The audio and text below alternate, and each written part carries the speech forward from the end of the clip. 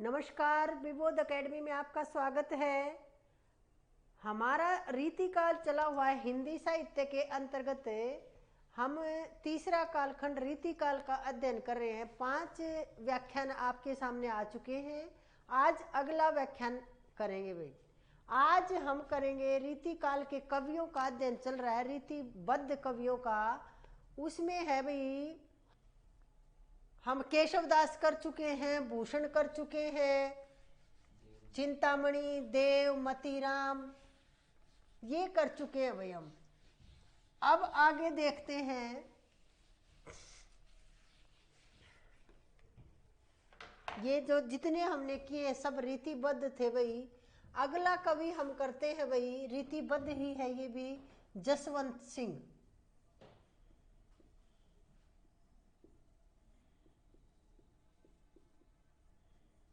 ये जोधपुर के राजा थे भाई। लिखना चाहो तो ऊपर लिख लो, यहाँ रीतिकाल के कवियों का अध्ययन। रीतिकाल चला हुआ भाई हमारा ये।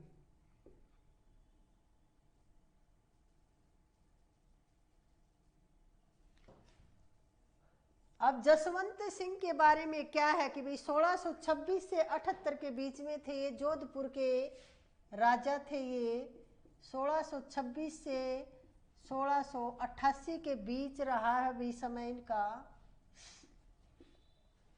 और ये जोधपुर के राजा थे भाई।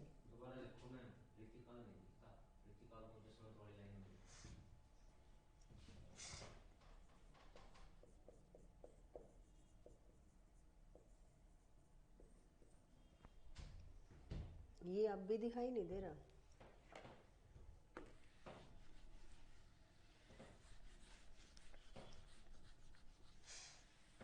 भाई। अब ये दिखाई नहीं दे रहा था आपको, मैंने ज्यादा थोड़ा ऊपर लिख दिया था। अब लिखते हैं भाई, रीतिकाल के कवियों का अध्ययन कर रहे हैं भाई। रीतिकाल के कवियों का अध्ययन चल रहा है। 5 व्याख्यान हो चुके हैं। ये है भाई 6ठा व्याख्यान। और हमने केशवदास, चिंतामणि, त्रिपाठी और भूषण, मतीराम, देव, इतने कवि कर चुके हैं हम। आज अगला हमारा जो कवि है वो है भाई जसवंत सिंह। जसवंत सिंह है भाई। इनकी रचना है, एक अलंकार ग्रंथ है इनका।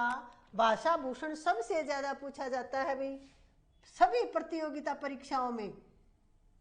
10 से 12 बार तो मैं देख चुकी हूँ इस ग्रंथ को प्रतियोगिता परीक्षाओं में।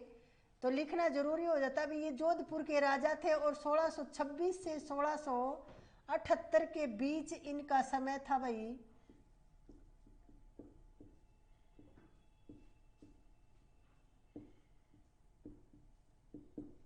और इनकी एक रचना है, ये इंपॉर्टेंट है भाई।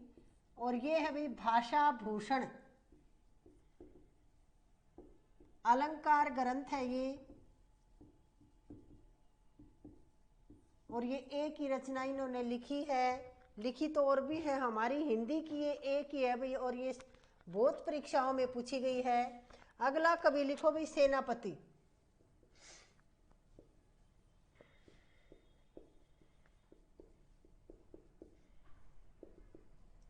सेनापति भाई, अब ये तो थे रीतिबद्ध कवि अब तक हमने जितने किए, लेकिन ये बीच में अब आ गया सेनापति। ये है रीति सिद्ध कवि। तो सबसे पहले तो यही लिखो कि ये रीति सिद्ध कवि हैं।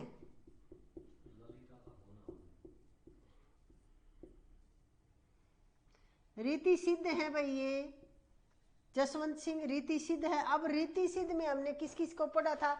अक्सर मैंने देखा है कि बुक्स में भी और वैसे भी आप लोग सिर्फ बिहारी को ही मानते हो कि रीति सिद्ध बिहारी। लेकिन रीति सिद्ध में ये 5-6 कवि हैं भाई। यहाँ फिर से लिख रही हूँ, मैं एक बार बता चुकी हूँ, पिछली वीडियो में जाके देख सकते हो। ये भाई सब रीति सिद्ध कौन कौन से कवि हैं भाई? बिहारी तो प्रतिनिधि कवि है रीति सिद्ध, रीति सिद्धियों में। और एक है भाई जसवंत, ये सेनापति है, रीति सिद्ध कवि लिख रही हूँ भाई ये। और एक है भाई फिर वृंद कवि है, ये भी रीति सिद्ध है, वृंद कवि। एक थे भाई रस निधि है। और फिर भाई नेवाज है। और एक है भाई पजनेस। और ये रस निधि तो मैंने बताया था उस समय भी, फिर से बता रही हूँ ताकि अब आपको याद रहे कि ऐसा कौन सा कवि है रीति काल में जो तीनों काव्य धाराओं में गिना जाता है, रीतिबद्ध में भी, सिद्ध में भी और मुक्त में भी? वो है भाई रीति रसनिधि। ये ऐसा कवि है जो तीनों काव्य धाराओं में गिना जाता है। और वैसे अगर रीति सिद्ध में अगर पूछ रखा है और चिंता जैसे पूछ लिया कि निम्नलिखित में से कौन सा कवि रीति सिद्ध कवि है, और वहां लिखा हुआ है चिंतामणि त्रिपाठी, केशवदास और देव, तो फिर और रसनिधि, तो वहां फिर रसनिधि आप बताओगे रीति सिद्ध में। और ये कवि है रीति सिद्ध कवि, ये है, याद कर लेना। और रीति मुक्त आगे लिखवा देंगे, लिखवाया भी था, पिछली वीडियो देख सकते हो आप। तो आज हम सेनापति के बारे में देख रहे हैं। भाई सेनापति का जन्म लिखिए। इनका जन्म है भाई 1589 ईस्वी में, 1689 ईस्वी में इनका जन्म है। 1589 ईस्वी में, सॉरी लिखा हुआ ठीक है, बोल गलत रही हूं। और देखो एक और खास बात है, केशवदास के समय भी बताई थी, अब फिर बता दे रही हूं कि रीति काल में दो ऐसे कवि हैं जो भक्ति काल और रीति काल की सीमा रेखा पर स्थित है, और दोनों ही कवि भक्त भी हैं और श्रृंगारी भी हैं। और वो कौन कौन से हैं? सेनापति और केशवदास। तो इनके बारे में लिख लो। एक तो सबसे पहले तो लिखो कि ये भक्ति काल और रीति काल की सीमा रेखा में स्थित थे। सीमा रेखा पर थे भाई, ये भक्ति काल और रीति काल की सीमा रेखा पर स्थित कवि हैं।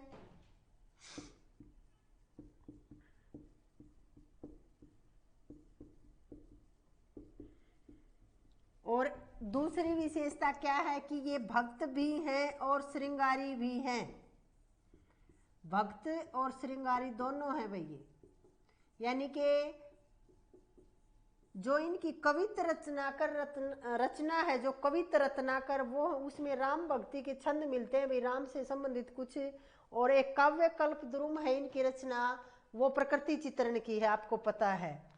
तो लिख लो, जैसे भक्त कैसे कहेंगे इनको, तो इनकी रचनाओं के अनुसार रचनाएं आगे लिख लेंगे, वहां फिर बता देंगे। और ये थी भाई रीति, अच्छा ये लिख चुके हैं। अब लिखो भाई कि ये रीति काल में प्रकृति चित्रण के लिए विख्यात कवि कौन है? तो सेनापति हैं। इंपॉर्टेंट लगा लो, सेनापति से बहुत प्रश्न पूछे जाते हैं भाई। तो रीति काल में प्रकृति चित्रण के लिए विख्यात,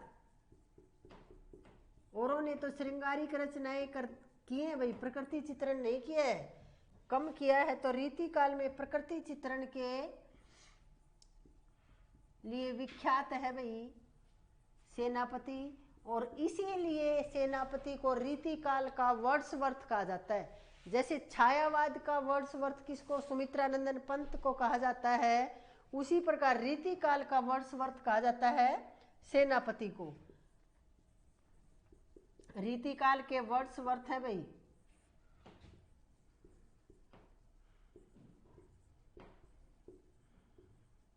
रीति काल के वर्ड्सवर्थ कहा जाता है भाई सेनापति को। और रचनाएं हैं इनकी, लिखो।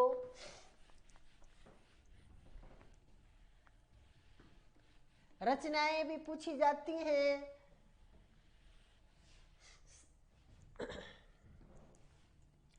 रचनाएं लिखो भाई, सेनापति की रचनाएं है भाई, एक तो है भाई कवित्त रत्नाकर,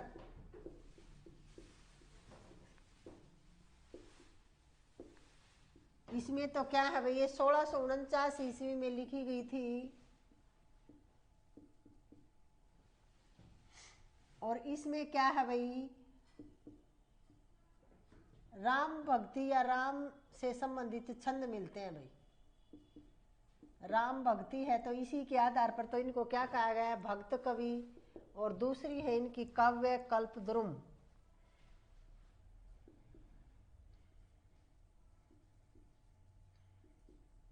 काव्य कल्प द्रुम कैसी है भाई? इनकी प्रकृति चित्रण है भाई काव्य कल्प द्रुम में, ये रचनाएं हैं। और दोनों ही रचनाएं इंपॉर्टेंट हैं इनकी। अब यहां से एक प्रश्न, और इनका प्रिय अलंकार है भाई श्लेष। ये सलेश जो सलिष्ट पद विन्यास है वो बहुत प्रिय था सेनापति को, ये भी लिख लो।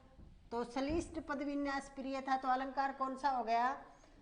सलेश हो गया। भी कई बार पूछ लेते हैं कि कौन से कवि का कौन सा अलंकार प्रसिद्ध प्रिय है। जैसे जायसी का पूछा गया था एक बार, हेतुत्प्रेक्षा। तो इसी प्रकार क्या लिखो आप, इनकी विशेषताओं में लिख लो कि ये इन्हें सलिष्ट पद विन्यास प्रसिद्ध प्रिय थे भाई। सलिष्ट पद विन्यास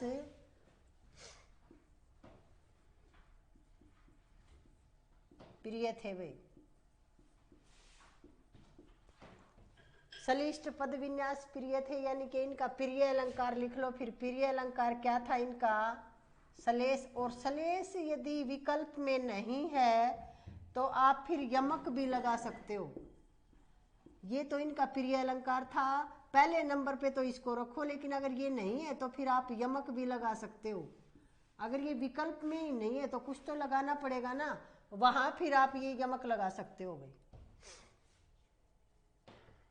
और सेनापति ने स्वयं को राम भक्त कवि घोषित करते हुए कहा है, उनके एक पंक्ति है वो लिख लो भाई, कि सेनापति सोए सीतापति के प्रसाद। सेनापति सोए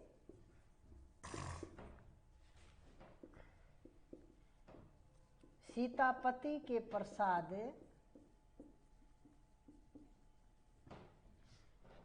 जाकी सब कवि कान दे सुनत कविताई। जाकी सब कवि दई सुनत कविताई।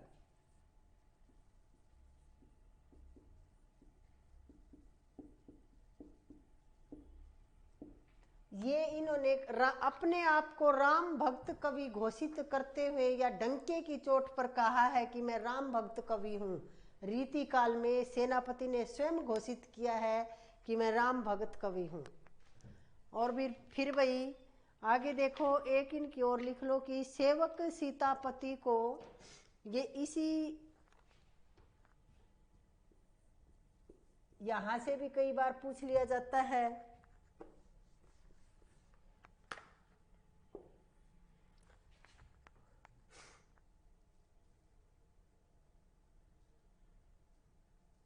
ये तो थे भाई सेनापति के बारे में हमने देखा। अब हम अगला कवि करते हैं भाई। सेनापति के बारे में इतना ही है, लेकिन बहुत ज्यादा है, ये भी आप कम मत मानो। लेकिन अब देखो यहाँ से मैं जन्म सबके बता रही हूँ रीतिकाल में, क्योंकि यहाँ से आधुनिक काल और रीतिकाल, वैसे तो देखो सभी कालक्रम में सभी कवियों का कालक्रम लगवा लेते हैं, कोई कहीं से उठा लिया, कोई कहीं से उठा लिया।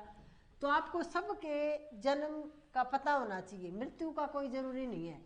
मृत्यु तो आप जैसे हमारे राष्ट्र कवि हैं, या फिर आपके जो नेट में जो गद्य पद्य रचनाएं लगी होती है ना, उनके आप याद कर सकते हो। लेकिन इन कवियों के जन्म सबके याद करने पड़ेंगे हमें। तो अब जैसे देखो, मैं एक बार कालक्रम में देखती हूँ, आपको बहुत बच्चे मैंने देखे गलती करते हैं। जैसे सबसे पहले तो हमने पढ़ा रीतिकाल के कवियों को अगर हम लगाएं तो जैसे केशव दास है, कालक्रम से लगाएं तो केशव दास है, इनका जन्म सबसे पहले तो केशव दास आएंगे 1555 में है भाई ये।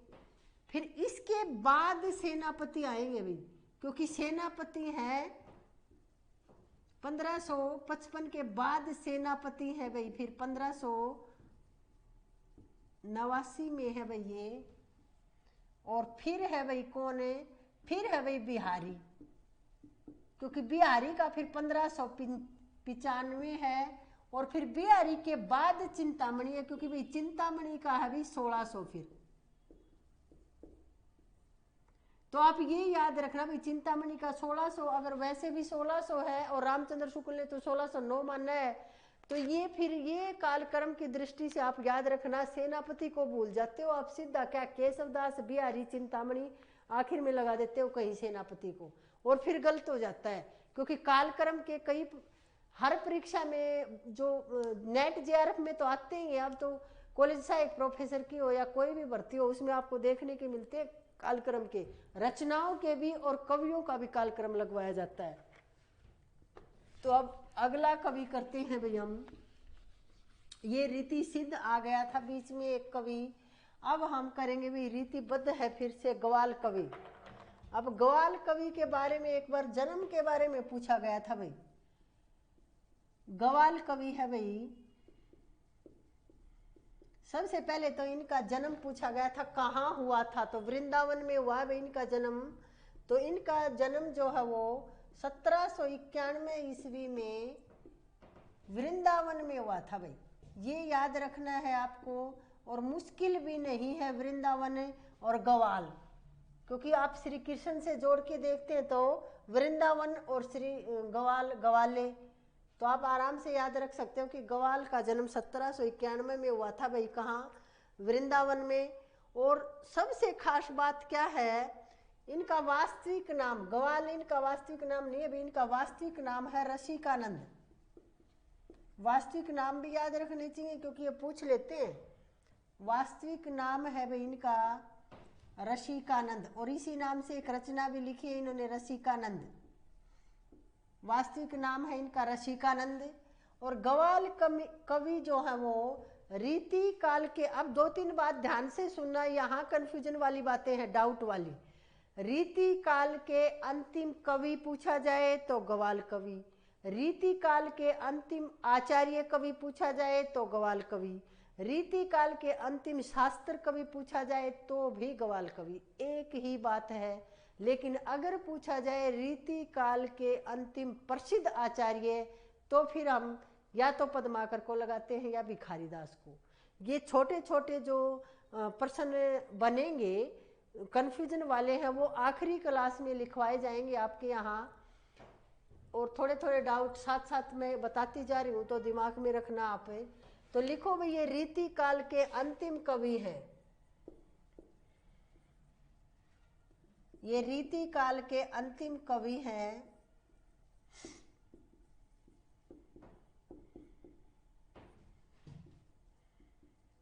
अंतिम कवि लिख लो, अंतिम आचार्य लिख लो, या आचार्य लिख लो, आचार्य कवि लिख लो, या शास्त्र कवि लिख लो, एक ही बात है, ये ग्वाल कवि ही हैं। और एक और खास बात है, इनकी जो रचना है वो भी अंतिम रीतिकाल की अंतिम रचना है, रस रंग। 1853 में, शुरू में ही बताया था मैंने, जब हम चिंतामणि वो भूमिका देख रहे थे उसी समय, फिर से देखेंगे यहाँ भी।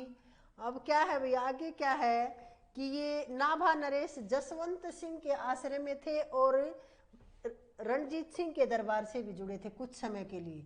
तो इनके आश्रयदाता पूछ लेते हैं भाई, आश्रयदाता कौन कौन थे। एक तो है भाई नाभा नरेश जसवंत सिंह, ये वो जसवंत सिंह थे भी जोधपुर के नरेश वो राजा थे, और ये नाभा के हैं भी, ये अलग है, नाभा नरेश जसवंत सिंह। और इंद्रजीत सिंह के दरबार से भी जुड़े थे कुछ समय।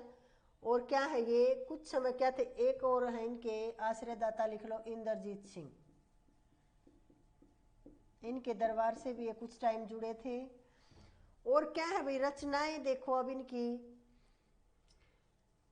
शुक्ल ने इनके 11 ग्रंथ बताए हैं भाई। शुक्ल के अनुसार ग्वाल कवि ने 11 ग्रंथ लिखे हैं भाई, ये भी याद रखना है आपको कि शुक्ल के अनुसार ग्वाल ने 11 ग्रंथ लिखे हैं। क्योंकि केशव के बारे में भी देखो लिखा भी था और बताया भी था, मौखिक रूप से भी मैंने 1-2 बार रिपीट किया था कि केशव दास की वैसे तो रचनाएं हम 9 लिखते हैं, लेकिन शुक्ल ने केवल 7 ग्रंथ बताए थे केशव दास के।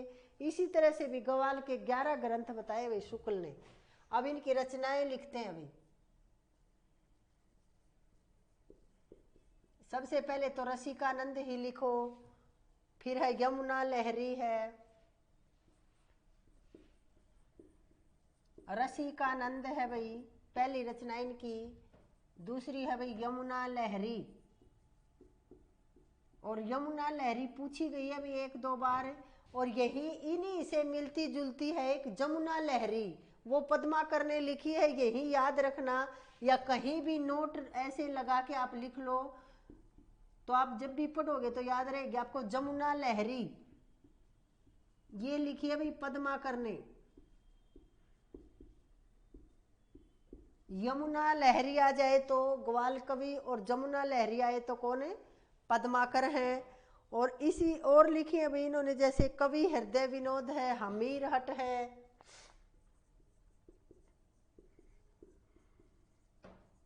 कवि हृदय विनोद और हमीर हट है भाई। ये हमीर हट इन्होंने भी लिखी है। वो चंद्रशेखर वाजपेयी की है, वो ज्यादा प्रसिद्ध है, लेकिन हमीर हट याद रखना भाई। ये हमीर हट ग्वाल कवि ने भी लिखी है। वो चंद्रशेखर वाजपेयी की तो आप पढ़ते हो, वो दो प्रसिद्ध है उनका तो, सिंह गमन सत्य वचन कदली फले एक बार, सिंह गमन सत्य वचन कदली फले एक बार, तिरिया तेल हमीर हट चढ़े न दूजो बार। वो अलग है, उन्होंने भी हमीर हट लिखी है, और ये ग्वाल कवि ने भी हमीर हट लिखी है भाई। गोप 25 ही है, ने विवाह है भाई, इन्होंने लिखी है एक नेह विवाह, दिखाई नहीं दे रही, ऊपर लिखती हूँ।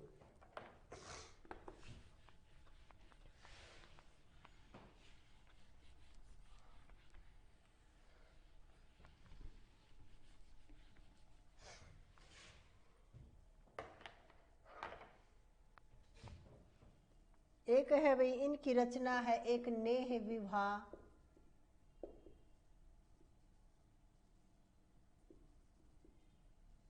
और एक रचना है भाई इनकी विजय विनोद है, गोप 25 है, विजय विनोद गोप 25, और एक रचना है भाई इनकी रस रंग।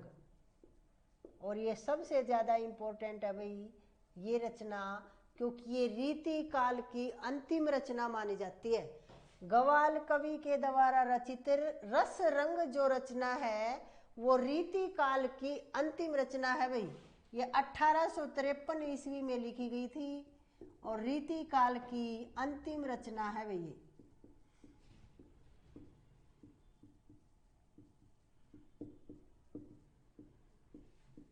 और पहली कौन सी थी?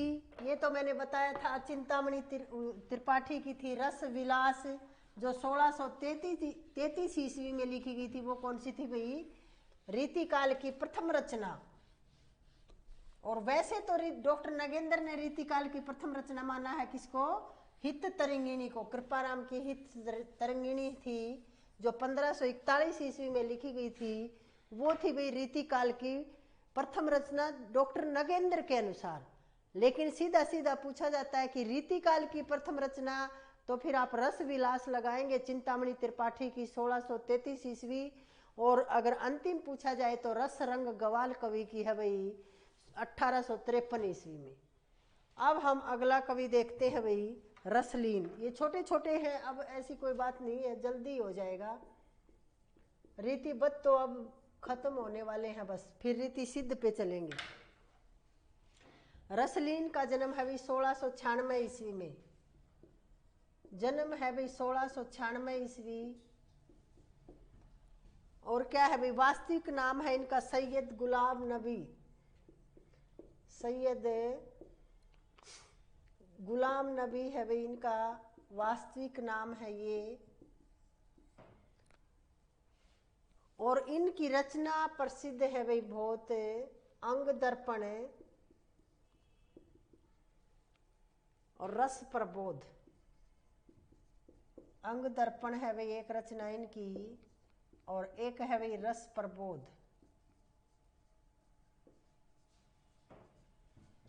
अब क्या है भाई?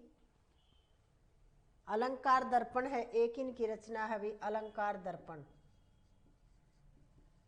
और ये जो अंग दर्पण है ये बहुत बार पूछी जाती है, क्योंकि एक है अंग वधु दादू दयाल की रचना है जो भक्ति काल के अंतर्गत आती है, उसमें कंफ्यूजन होता है भाई अंग दर्पण और अंग वधु।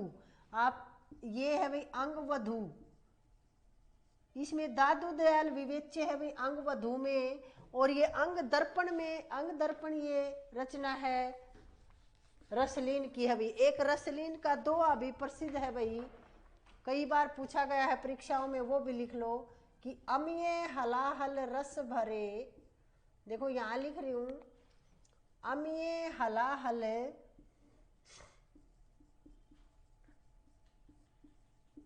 रस भरे, देखो अमिये अमृत और हलाहल विष, यहाँ विरोधाभास अलंकार की भी योजना हो रही है अभी, विरोधाभास अलंकार है इसमें, अमृत और विष एक साथ आ गए, तो आप लोग आगे अलंकारों में पढ़ेंगे ये। अमिये हलाहल मद भरे श्याम सवेत रत्नार,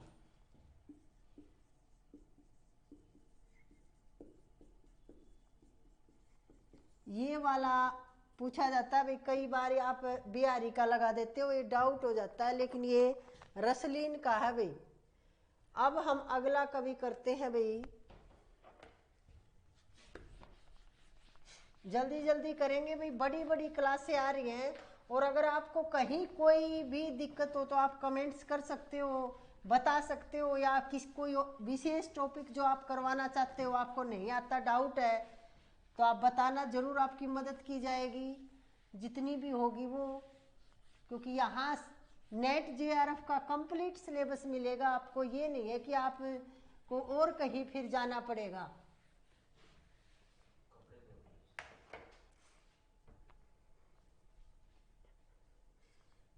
और आपको साफ दिखे इसकी भी पूरी कोशिश की जा रही है। आवाज में दिक्कत बता रहे थे, आज तो शायद मैं खूब तेज बोल रही हूं भाई।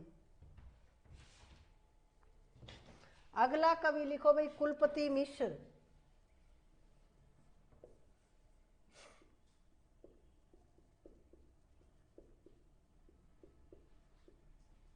कुलपति मिश्र के बारे में लिखो भाई, इंपॉर्टेंट है ये भी, बिहारी के भांजे थे, सबसे पहले तो यही लिख लो, बिहारी कवि को आप सब जानते हो, तो ये बिहारी के भांजे थे भाई।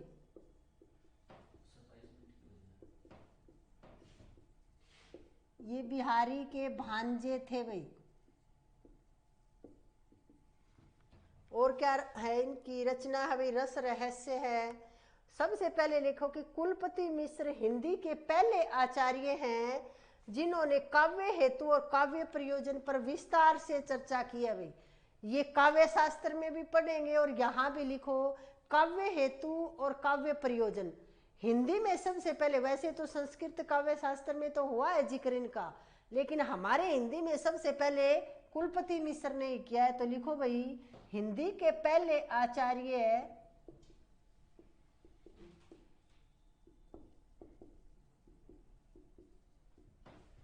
जिन्होंने काव्य हेतु और काव्य प्रयोजन पर, ये अलग से बहुत विस्तृत टॉपिक है भी, अलग से करवाएंगे, काव्य हेतु भी और काव्य प्रयोजन भी।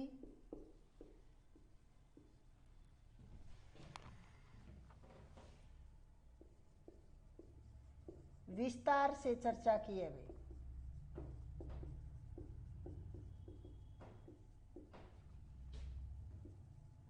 ये तो कुलपति मिश्र के बारे में देखिए आप। फिर एक है भाई रस रहस्य, इनकी रचना है सर्वांग निरूपक, पहले भी मैं लिखवा चुकी हूँ पिछले वीडियो में भी, यहाँ भी देखो रस रहस्य, रस रहस्य है भाई सर्वांग निरूपक ग्रंथ है, तो ये सर्वांग निरूपक आचार्य हो गए। फिर कुलपति मिश्र सर्वांग निरूपक ग्रंथ है भाई ये रस रहस्य। और क्या है इसका आधार या प्रेरणा स्रोत ग्रंथ है भाई काव्य प्रकाश, ये पूछा गया है एक बार, तो ये लिखो इसके आधार ग्रंथ या प्रेरणा स्रोत ग्रंथ लिख सकते हो आप, प्रेरणा स्रोत लिख लो। वही बात, अभी जिस ग्रंथ को पढ़कर और आधार बनाकर हम जो ग्रंथ लिखते हैं वो प्रेरणा स्रोत ग्रंथ या फिर आधार ग्रंथ। तो इसका जो प्रेरणा स्रोत ग्रंथ है,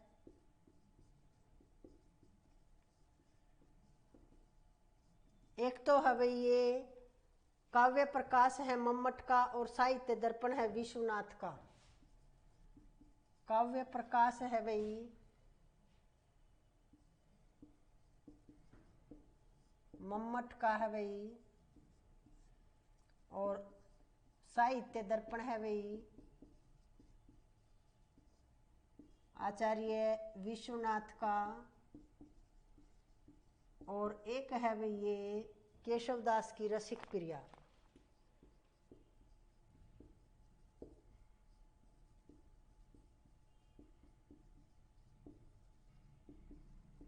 ये आधार ग्रंथ लिए बनाए हैं भाई इन्होंने रस रहस्य को लिखने के लिए। और अगली जो रचना है इनकी दूसरी, ये तो थे रस रहस्य के बारे में, चलो हटा ही देते हैं वरना फिर कंफ्यूजन होगा आपको।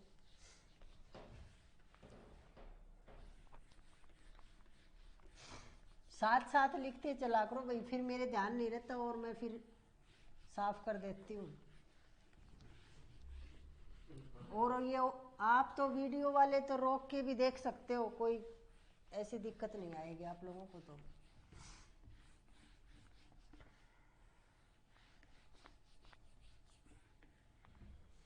दूसरी देखो भाई इनकी दुर्गा भक्ति चंद्रिका, दूसरी रचना है भाई कुलपति मिश्र की दुर्गा भक्ति चंद्रिका। ये है भाई, ये दुर्गा सप्तशती का अनुवाद है, ये भी याद रख लेना।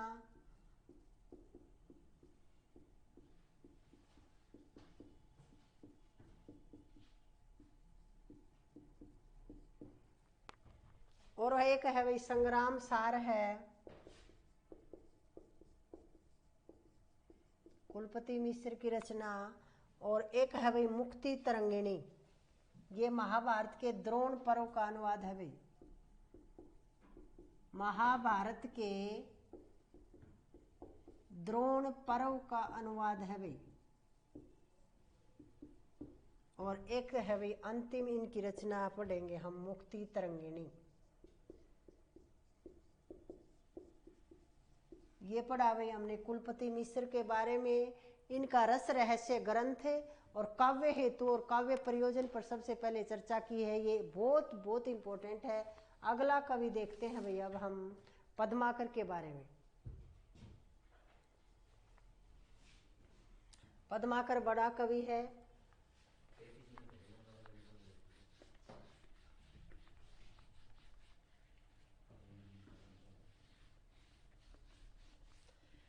पद्माकर भाई देखो पद्माकर के यहाँ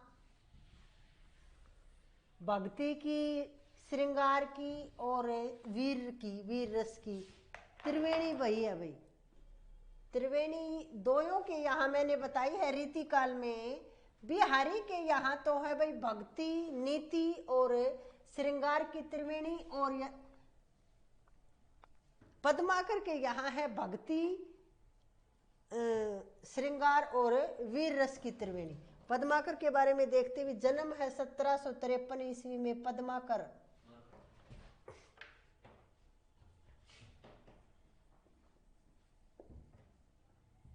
पद्माकर का जन्म है भाई 1753 ईस्वी में जन्म है भाई इनका।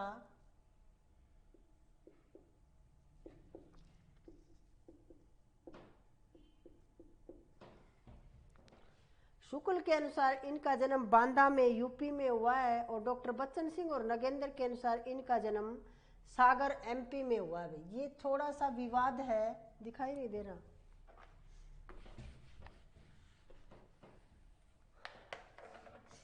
देखो भाई पद्माकर के जन्म के बारे में थोड़ा सा विवाद है शुक्ल और डॉक्टर नगेंद्र और बच्चन सिंह के बीच में, कि पद्माकर का जन्म तो देखो है 1753 ईस्वी, लेकिन शुक्ल का तो मानना है कि इनका जन्म बांदा यूपी में हुआ है भाई। एक जगह है ये यूपी में, वहां इनका जन्म हुआ है। और डॉक्टर नगेंद्र और बच्चन सिंह का मानना है, डॉक्टर नगेंद्र और बच्चन सिंह का क्या मानना है कि इनका जन्म सागर एमपी में हुआ है भाई।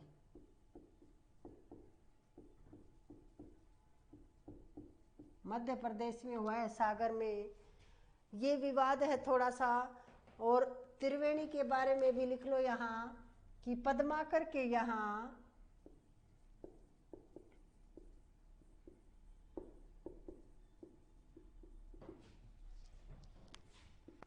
भक्ति, श्रृंगार और वीर रस की त्रिवेणी भई है भाई।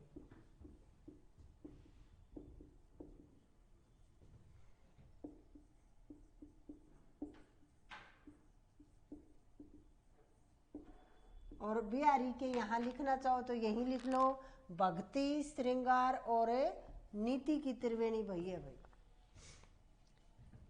रामस्वरूप चतुर्वेदी ने कहा कि पद्माकर के यहाँ भक्ति, श्रृंगार और वीर रस के सच्चे अंग विद्यमान हैं। ये भी पूछा जा सकता है कि पद्माकर के यहाँ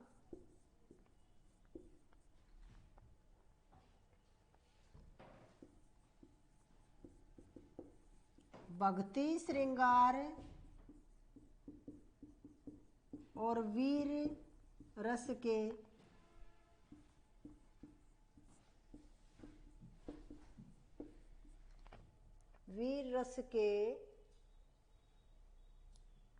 सच्चे अंग विद्यमान हैं।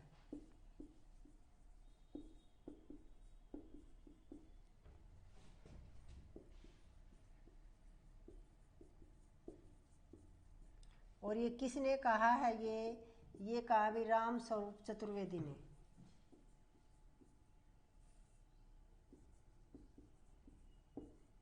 ये पद्माकर के बारे में कहा भाई रामस्वरूप चतुर्वेदी ने कि इनके यहाँ वही बात है भाई, त्रिवेणी वही है या फिर सच्चे अंग विद्यमान है, एक ही बात है। लेकिन याद रख लेना, कहा है किसने? रामस्वरूप चतुर्वेदी ने। और ये शुक्ल के ये सर्वप्रिय कवि है भाई, ये भी याद रखना है। और ये रीतिकाल के अंतिम प्रसिद्ध कवि भी हैं भाई। वो क्या थे?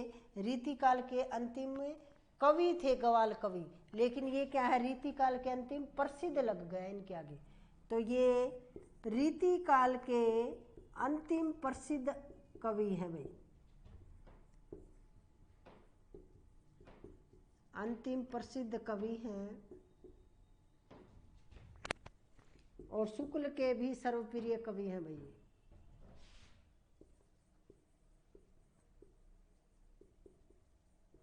शुक्ल के सर्वप्रिय कवि हैं भाई।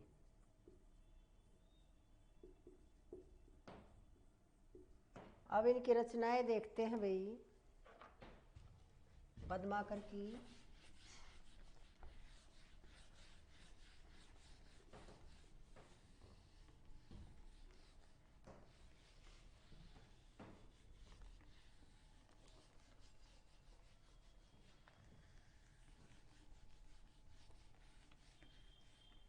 एक इनकी रचना है भाई गंगा लहरी। लिखो, रचनाएं लिखो इनकी। गंगा लहरी है, राम रसायन है, जगत विनोद है, रस और नायिका भेद ग्रंथ है, एक पद्माभरण है, अलंकार ग्रंथ है। तो रचनाएं लिखो। पद्माकर की रचनाएं है भाई गंगा लहरी, फिर है भाई एक रचना है इनकी राम रसायन,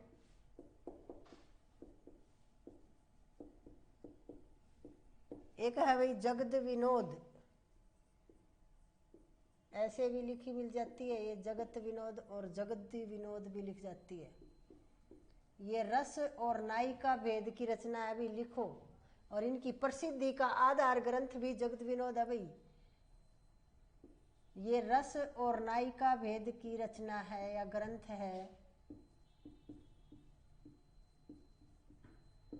ये रस और नायिका भेद का ग्रंथ है। और पद्माकर की प्रसिद्धि का आधार ग्रंथ भी जगती विनोद है। तो लिख लो ये भी, इनकी प्रसिद्धि का कारण भी यही रचना बनी थी भाई। इनकी प्रसिद्धि का आधार ग्रंथ है।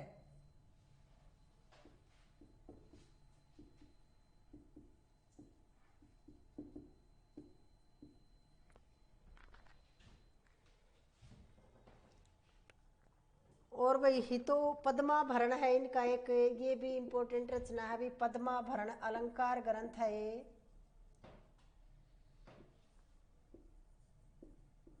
पद्माभरण है ये, पद्माभरण है ये अलंकार ग्रंथ है भाई।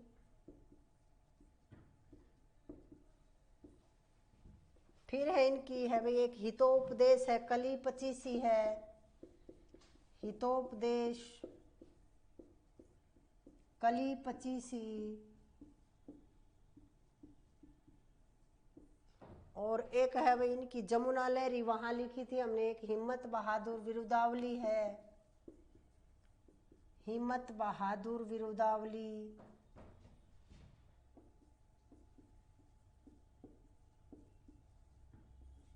फिर एक है इनकी भाई जमुना लहरी।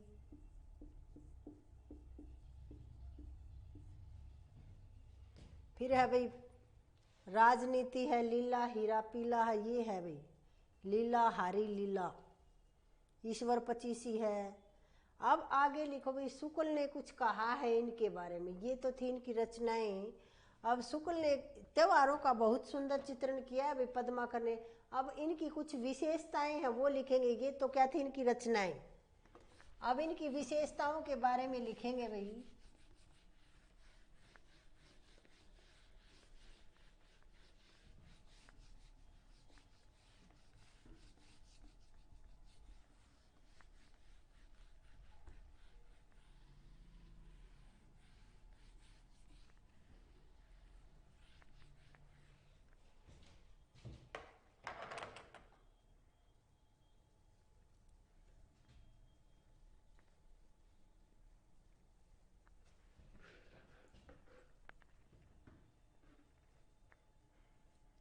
अब पद्माकर की कुछ विशेषताएं लिखो भाई। एक तो ये त्योहारों के कवि हैं भाई, और एक इन्होंने त्योहारों का बहुत सुंदर चित्रण किया है, तो आप लिख सकते हो ये त्योहारों के कवि हैं भाई,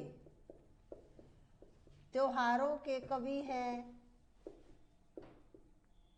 जैसे प्रकृति चित्रण सेनापति ने किया, ऐसे ही त्योहारों का चित्रण पद्माकर ने किया है। और एक शुक्ल ने इन्हें भाव मूर्ति विधायिनी कल्पना का सृष्टा, ये है भाई बिल्कुल मोस्ट इंपोर्टेंट है। शुक्ल जी ने कहा है इनको पद्माकर को, जैसे देव को प्रगल्भ प्रतिभा संपन्न कहा था, उसी तरह पद्माकर को कहा कि भाव मूर्ति विधायिनी कल्पना का सृष्टा। शुक्ल ने पद्माकर को कहा है भाव मूर्ति विधायिनी कल्पना का सृष्टा।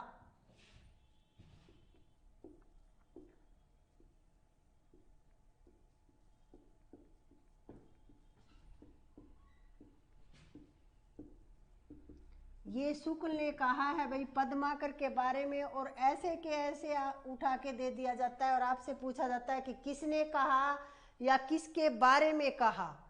तो पद्माकर को भाव मूर्ति विधायिनी कल्पना का सृष्टा कहा है। और पद्माकर की कविताओं में रूप रस गंध और चेष्टा का अत्यंत मार्मिक चित्रण मिलता है।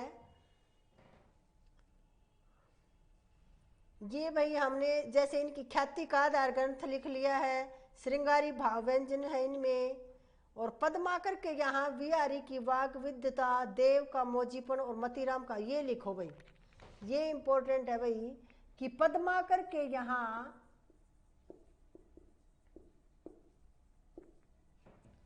बिहारी की तो वाग विद्यता मिलती है भाई। कई कवियों की विशेषता ये अकेले ही रखते हैं, बिहारी की वाग विद्यता। वाग विद्यता क्या होता है भाई?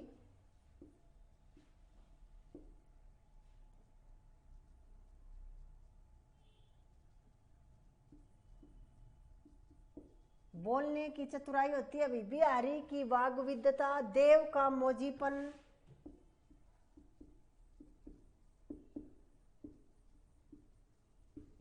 और मतीराम का प्रवाह सरसता लिए हुए है भाई। मतीराम का प्रवाह सरसता वैसे हृदयता मिल जाती है भाई। सरसता व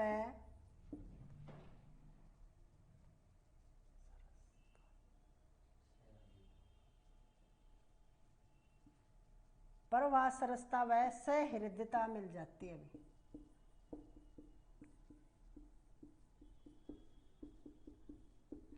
ये भाई हमने कुछ पद्माकर की विशेषताएं देखी, पद्माकर की रचनाएं देखी।